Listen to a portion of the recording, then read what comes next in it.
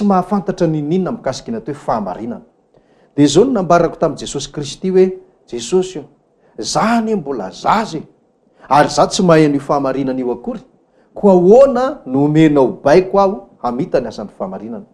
De zao no navaliny tamiko, mbola teny gasy ihany ny resahany tamiko. Aza matahotra ozy izy fa zao ampianariko anao daholo ny fahamarinana rehetra ao anatin'ny Baiboly, indrindra fa ny bokin'ny Apokalipsy. De zay zany ny zavatra nitranga tamiko tamin'izany fotoana zany ary io no fototra anankiray teneniko anao hoe zay no mahatonga ny antony sy ny ty fandarana hoe fotoana asan'ny fahamarinana ity. Baiko avy amin'i Jesosy izy ity fa tsy alatahaka akory, ary tsy hoe fitadiavam-bola akory, satria izay zany tsy nizarina ny amin'izany ny marina rene izay no mbola miala vola be mihitsy mba ahafahana manatanteraka n'izay baiko napetraka Jesosy Kristy izay. Ka hoy aho amintsika rehetrarehetra hoe anjarako no ny teny, anjaranao no mino, mbola be dia be ny zavatra azoko tantaraina raha ny momba izay hoe fotoana sy ny fomba nisehon'i Jesosy zay fa zay ihany resahako aminao. Ary tsy zay indray andro zay ihany fa isan'andro izy de tonga tamiko foana tamin'ny voalohany. De am'izao tsika miteny zao rehefa misy zavatra tiany ambara amiko mbola miseho amiko io Jesosy Kristy io.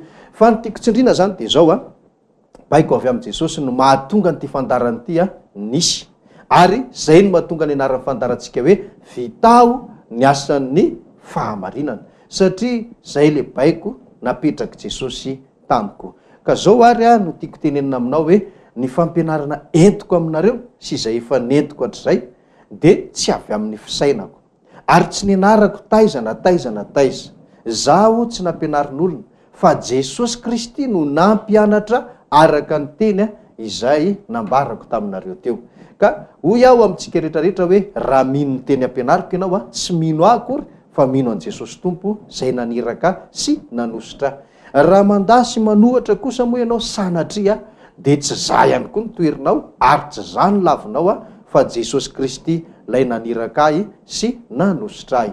De zao mbola isy ny fotoana mbola iresadresahantsika ny zava-nitranga rehetra tao aoriana zay zavatra zay sy ny zava-mahagaga efa nasehon'ny Tompo tamiko sy tamin'ny olona maro tao anatin' zany rehetrarehetra izany. Fa de zao hoe itoelo ny fampianarantsika, fampianarana tsy avy etỳ tany fa avy any an-danitra, tsy avy amin'olona fa avy amin'Andriamanitra. Ny fahendrena sy ny fahatsarana indrindra de zao hoe raiso ekeo inoy ary arao ny zavatra ampianariko anao fa izay le hoe hafatra farany ho an'izao tontolo izao. Tsy ho antsika ihany mantsy zay mahita ankehitriny fa de zao mbola ny olona rehetra de tsy maintsy andre, tsy maintsy hafantatra izao teny zao.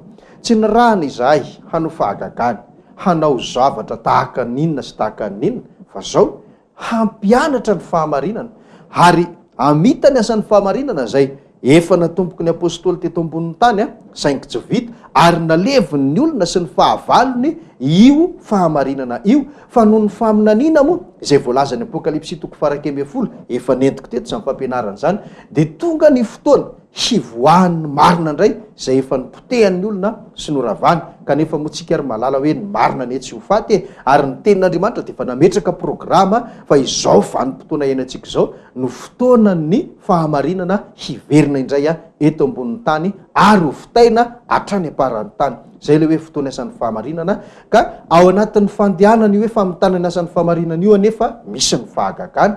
Na de tsy torinay ary hoe teo sitrana ve ianao te ahita an'izao ve ianao, te zao ve ianao, te zao ve ianao, zay tsy mitory an'izany fa ny fahamarinana ny torinay de zao zay olona manaraka ny fahamarinana de zavatra reny tonga de tonga ao anatin'ny fiainana, manana fanjakan'Andriamanitra ao anatiny izy, ary io fanjakan'Andriamanitra ao anatiny io de atao hoe ilay Andriamanitra ny fahamarinana ao anatiny de hiaro azy tsy ho tratra ny lozafito rehefa ho tonga zany lozafito matsiraviny zany ao arinao. Ary ankoatran'izay dia io fanjakan'Andriamanitra io ihany koa no hitondra n'le olona ho any amin'ilay fonenana maharitra mandrakizay de ilay atao hoe fiainana mandrakizay. Zany no hitaritako anao, zany no hitombako anao, zany no ampianarako anao eto amin'ity fandarana ity. Andeha ary amaky tenin'Andriamanitra isika ho toyan'ny fampianarana zay fanarantsika teto mikasikasika ny hoe aiza no misy ny helo ary aiza no misy ny paradisa. De ny elo moa de efa hitantsika fa any anatin'ny ao anatin'ny kibony ty tany misy atsika ity, zany hoe ao anatin'ny tany zany no misy ny helo. Raha tsy ahivina kely mantsy vakitsika indray mandeha ny numéri toko fa 40 ahafahana manamarina an'izay. Numéri toko fa 40 de ny andininy fa 7 no vakitsika hatramin'ny andininy 1 ka hatramin'ny 7 numéri toko fa 40 andinina 1 ka hatramin'ny 7 ahafahantsika manamarina sy manamafy zay teny nambarako zay. Ary rehefa tapitra voalazany izany teny rehetra izany dia ny vava ny tany izay teo ambaniny, eny nisokatra ny tany ka nitelina azy sy ny ankohonany mba amin'ny olona rehetra zay anykora ary ny fananany rehetra, dia latsaka velona ho any amin'ny fiainany tsy hita izy mba amin'izay azy rehetra, ary ny tany dia nikatona taminy ka fongotra tsy ho amin'ny fiangonana intsony izy. Io zany manambara hoe ny vava ny tany nisokatra ny dikan'izay. De rehefa nisokatra le tany de nitelina le lehilahy sy ny ankonany sy ny fananany sy ny fianakaviany, le atao hoe kora zany. Nisokatra le tany de latsaka tany zareo, de voalazany teny hoe latsaka velona. De izy le latsaka velona iny nambara eo amin'ny andininy 7 hoe latsaka velona ho any amin'ny fiainany tsy hita. Ny dikany de zao, ny fiainany tsy hita de ao anatin'ny tany, satria latsaka tany anatin'ny tany le olona voasoratra eto. Io fiainany tsy hita io anefa le voalazany amin'ny Lioka toko fa 40 hoe misy afo mirehatra, izay ambaran Jesosy ao amin'ny Marka toko fa 7 hoe helo, misy afo tsy mety maty na tsy azo finoana. Zay zany no manamafy fa ny helo tsy any amin'ny abakabaka eny, ary tsy any amin'ny planeta hafa any, tsy any amin'ny tontolo hafa any, tsy any amin'ny galaksia hafa any, tsy any amin'ny zavatra ivelany ty tany ty, fa tena ao anatiny ty tany ty no misy ny helo. De efa nao marinitsika moa zany hoe tahaka ny moterana tôbila sy ny moto sy ny karazany hoe afo ny manodina an'ireny motera reny, de zay koa ny fisian'ny afo ato anatin'ity tany ty no mahatonga ny tany miodina, satria tsika de mahalala fa miodina ny tany, sady miodina amin'ny tenany no miodina manodidina ny masoandro, ka raha tsy misy afo ao tsy afaka iodina io. Tahaka ny hoe raha tsy misy afo mirehitra anatin'ny motera ray tsy afaka miodina ny motera ray. Dia manamafy fotsiny moa zany ny hoe zay mahalala ny atao hoe magma de mahafantatra fa afo ao anatin'ny tany ingeny magma e. Ary tahaka zany koa ny fisian'ny volcan izay misy ety ambonin'ny tany amin'ny faritra sasany eto amin'izao tontolo zao, afo avy ao anatin'ny tany koa no mivoaka. Zany manamarina fa misy afo ao anatin'ny tany, ary io afo ao anatin'ny tany io no atao hoe helo. Ny fanontaniana manaraka de hoe aiza indray ary ny paradisa? Ny helo sy ny paradisa mantsy araka ny fampianarana nampianariko teto zany de hoe fitoerany fanahan'ny olona maty, ny fanahany fa tsy ny nofony. Fa ny nofon'ny olona moa de sasany any am-pasana, sasany tsy hita faty, sasany any anaty ranomasina, sasany lan'ny biby sy ny karazany. De samy tsy hita zany fa de hoe any amin'ny toerana tsy voatonona sy tsy voatanisany misy ny nofon'ny olona, akoatran'izay hoe voatahiry sy voalefina any amin'ny karazana fasana isan-karazany. De ny fanahany de any amin'ny elo ny sasany, any amin'ny paradisa ny sasany. Le any amin'ny elo de zay olona tsy nanao sitrapon'Andriamanitra, na hoe tsy nanaraka ny tenin'Andriamanitra araka ny famarinana zay nampianarina taminy kanefa tsy narahany de maty izy avy eo, any amin'ny elo misy ny fanahany. Fa raha olona kosa izy zany nandre tenin'ny famarinana de nanaraka an'iny ary nampiatra an'iny tamin'ny fiainany ka maty le olona, de any amin'ny paradisa ny misy ny fanahany. Zay ny mahasamihafa ny paradisa sy ny helo. Ary reo de mbola fitoerana fitsara fanahan'ny maty am'izao tsika amin'ny teny zao. Efa misy ary efa be deabe ny fanahan'ny olona maty ary, fa tsy hoe mbola ho avy akory. Dikany de hoe tsy reo zany le hoe ho avy mandrakizay, zany hoe ny elo tsy mbola afo be maritra mandrakizay, ary ny paradisa ihany koa tsy hoe fiainana mandrakizay, fa zavatra efa misy ary toerana efa misy de fanahan'ny olona maty no any am'izao tsika amin'ny teny zao. Aiza indray ary no toerana misy izany atao hoe paradisa izany mba tsy haela ny fotoanantsika. Amaky tenin'Andriamanitra tsika amin'ny Korintianina 2 de ny toko 12. Korintianina 2 toko 12 de andininy voalohany, andininy 2 avy hatrany vakitsika ka hatrany amin'ny andininy 4.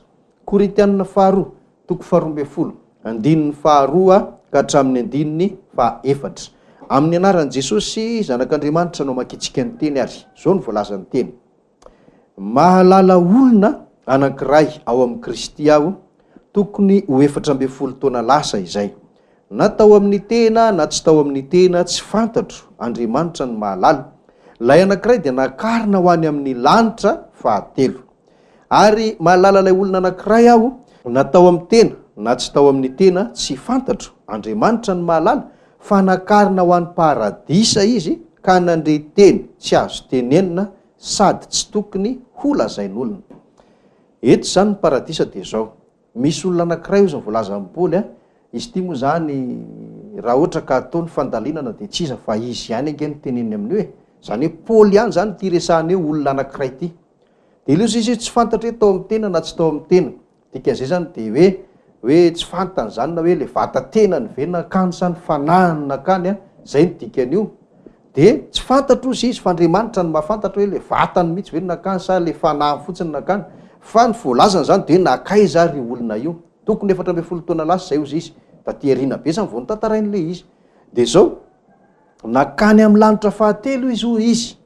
Dia eto engaviko ianareo zany tsy anontany aho hoe aiza zany lanitra fahatelo zany na hoe misy firy ny lanitra. Fa raha zay ny tenin'Andriamanitra zay aloha zao dia hoe tsy anankiray fotsiny ny lanitra e. Ary farafakely ny telo zany fa mety oatra ny telo fa tsy fantatsika zany na firy na firy. Dia misy moa ny laza hoe fito nisan'ny lanitra e, misy any amin'ny lanitra fa fito sy ny karazany tsy fantatsika zany. Fa dia zao aleo tsy apetraka izay ady hevitra zay fa tsy napetraka ho antsika olombelona angamba no hahalala izay zavatra izay. Fa ny Baiboly fotsiny dia miteny misy koa ny atao hoe lanitry ny lanitra. Mbola tantara be koa zany zany rehetrarehetra izany. Ka io lanitra fahatelo io zany no nalehan'ny apôstôly Paoly. Ary io lanitra fahatelo io no nataony hoe paradisa. Satria nakany amin'ny lanitra fahatelo izy dia nitsindrindra izy ery amin'ny ambanimbany kely ery hoe nakany amin'ny toerana atao hoe paradisa. Ka ny valiny zany ny fanontaniana mipetraka hoe aiza ny paradisa dia zao any amin'ny lanitra fahatelo. Fa ny fanontaniana tsy azo apetraka fotsiny dia hoe aiza zany lanitra fahatelo zany dia zao raha nontany an'izany ianao dia zao pastera tsy mahay ny valiny zany. Tsy mahay ny valiny zany hoe aiza zany ary Jesosy tsy nilaza an'izany tamiko sady tsy tokony ho anontaniantsika ihany koa zany zay fa dia hoe any no misy ny paradisa. Dia misy teny kely tsindriko fotsiny eto. Be dehibe zany ny olona hatrany ampitan-dranomasina treto Madagasikara dia be dehibe ny olona nilaza hoe maty aho dia avy eo nitsangana indray dia nakany amin'ny elo dia nakany amin'ny paradisa. Tsika zany tsy ametraka ady hevitra be mikasika an'ireo fa dia zao rehefa dinihana ohatrany hoe zavatra ray ihany no tenenin'ireny olona ireny. Be dehibe izy hatrany ampitan-dranomasina hatretỳ Madagasikara. Dia zavatra mitovitovy daholo zavatra lazainy fa fomba filazany azy fotsiny sy ny fisehony ohatrany samy hafa. Dia tsy izaho moa zany no anamarina sy tsara ety milaingy reny na diso reny na ohatra zany reny fa zao fotsiny ny marina zany araka ny voalaza amin'ny Baiboly. Dia raha misy olona makany amin'ny paradisa, misy olona makany zany ohatra amin'ny Paoly, dia izay koa nge mba efa tany fa zay tsy mitantara ninnininy rehefa nanehoan'i Jesosy zavatra mihitsy zay fa zao fotsiny hoe ny any amin'ny paradisa zany dia zao voalazan'ity teny ity fa dia hoe tsy azo tenenina zavatra hitany ary tsy tokony ho lazain'olona. Fa za zany tena ohatrany hoe milaza aminao hoe mba dinidinio ihany le zavatra inona. Fa misy milaza hoe tany amin'ny paradisa dia nahitan'izao dia zao zavatra misy ihany nge sady tsy azo tenenina tsy azo tononona tsy tokony ho lazain'olona akory.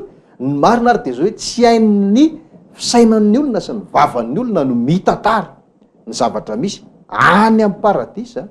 Raha araka ty tenin'Andriamanitra ity zay no lazaiko anao hoe za zao koa nge efa mba nentin'Andriamanitra tany.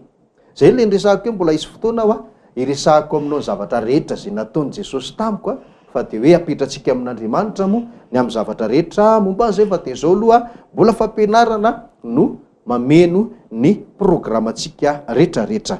Zay zany ny misy ny lanitra ny misy ny paradisa dia any amin'ny lanitra fahatelo. Dia zay zany ny voavaly ny fanontaniantsika hoe aiza ny elo ao ankibon'ny tany, aiza ny paradisa any amin'ny lanitra fahatelo. Ny paradisa zany tena hoe any amin'ny tontolo hafa.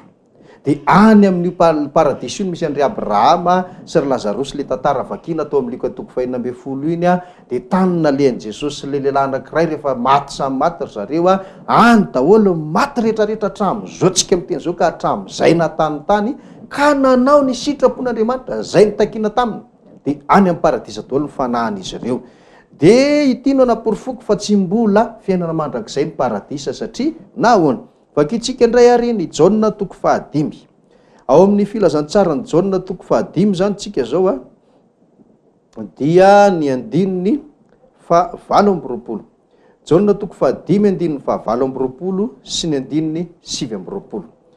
Jaona 5:7 sy 7. Amin'ny anaran'i Jesosy Tompo, zao ny voalazan'ny teny ary. Aza gaga amin'izany fa ho avy ny andro izay andrenisan'ny olona rehetra ny ampasana ny feony, dia hivoaka izy, izay nanao tsara dia ho any amin'ny fitsanganana ho fiainana, fa izay nanao ratsy kosa dia ho any amin'ny fitsanganana ho fahamelohana. Ny dikan'ity teny ity zany dia zao Jesosy ny teny an'ity, mbola isy andro izy ireo maty eo ampasana ireo dia zao andren'ny feon'ny zanak'olona na ny zanak'Andriamanitra, dia rehefa mandray izy dia hivoaka. Zany hoe ny maty rehetra ny dika zany dia tsy hijanona amin'izao mahamaty azy zao, fa mbola ho avy ny fotoana ho velona indray izy. Izay no omen'ny fianarana baiboly na ny tenin'Andriamanitra anarana hoe fitsanganan'ny maty. Mbola isy ny fitsanganan'ny maty, tena mbola isy, ary be deaibe ny tsy nahalala an'izany taloha sady tsy nino an'izany, fa ankehitriny aloha dia mahafinaritra dia hoe efa ny akamaroan'ny malagasy rehetra raha ny malagasy ny resahana dia efa saika mino daholo ny fitsanganan'ny maty any ariana any. Zay no mahatonga an'le fera-parahita hoe amin'ny finoana sy ny fanantenana ny fitsanganan'ny tena amin'ny maty sy ny karazany. Zany hoe mahafinaritra aloha zany zay zavatra zay. Fa ny tsara hotsindrina eto dia zao, ny maty rehetra samy hitsangana, fa mizara roa. Zay nanao tsara ozy dia ho any amin'ny fitsanganana ho fiainana, fa zay nanao ratsy kosa dia ho any amin'ny fitsanganana ho fahamelohana. Iza moa le nanao ny tsara, le any amin'ny paradisa. Iza indray le nanao ratsy, le any amin'ny elo. Ka reo zany samy hitsangana amin'ny fotoana voatendrin'Andriamanitra. Dia le ao amin'ny paradisa rehefa mitsangana dia zay vao hoe ho any amin'ilay fiainana mandrakizay. Zay le mahatonga ana miteny aminao hoe le paradisa ange mbola tsy fiainana mandrakizay, fa mboatry ny fitehirizana fotsiny reo zany fanahin'ny olona maty. Dia alainao rehefa tonga amin'ny fotoana anankiray dia hitantsika rehefa aveo roviana zany fotoana zany, dia ho afindra any amin'ilay fiainana mandrakizay. Dia le any amin'ny elo kosa rehefa alaina dia hoe mitsangana ho fahamelohana, mitsangana maty izy zany zay zany fisehony aty ambonin'ny tany, mitsangana maty miveriny aty ambonin'ny tany izy. Dia zao le tao amin'ny paradisa dia ho any amin'ny fiainana mandrakizay no alehany, fa le ao amin'ny helo kosa rehefa mitsangana dia ho any amin'ny fahamelohana, ilo hoe fahaverezana, na ilay atao hoe afo maritra mandrakizay. Roviana re no isy zany zavatra zany hoe roviana no hitsangana ny maty dia be deaibe moa ny fanamarinana, ahafahana manamarina an'izay ohatra hoe ny Tesalonianina 1:4-9 sy 7. Tesalonianina 1:4-9 sy 7. Ao zany dia manambara hoe rehefa tonga Jesosy Kristy, vakio le izy fa za zany tsy mamaky satria ny fotoanantsika moa kely sisa, rehefa tonga Jesosy dia hitsangana le maty eo amin'ny tompo aloha, fa tsy